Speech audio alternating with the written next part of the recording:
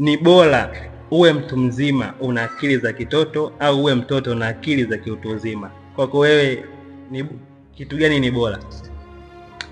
Kwa mimi bora uwe mtoto lakini una akili za kitu kizima. Lakini sio bora uwe mtu mzima una akili za kitoto? Utachekesha watu. Sasa wewe uone kama ni hatari ukiwa mtoto hapo na akili za kiutu uzima? Uone kama utafanya vitu nje ya umri wako?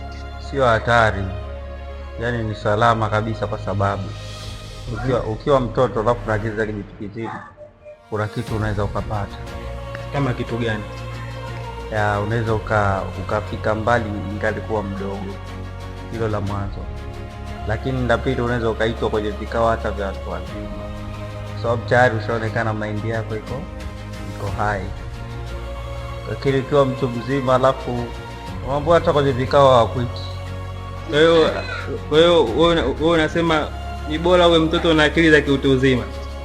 Bora uwe mtoto lakini una akili za kitu kizima. Lakini sio bora uwe mtu mzima una akili za kitoto? Mtu mzima kabisa una akili za kitoto. Ni madhara gani ambayo yanaweza kumkuta mtu ikiwa yeye ni mtu mzima alafu ana akili za kitoto?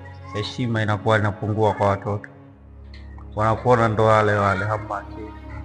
Kivipi yani? Yaani wanakuchukulia kama mwenzao tu.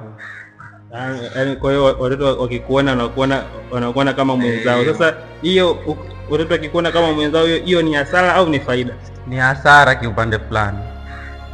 Okay. Jia bwana, kunitaga MKS the Magic Head Maker. Kwa mshikaji wetu hapa anakuambia ni bora uwe na akili za kiutu uzima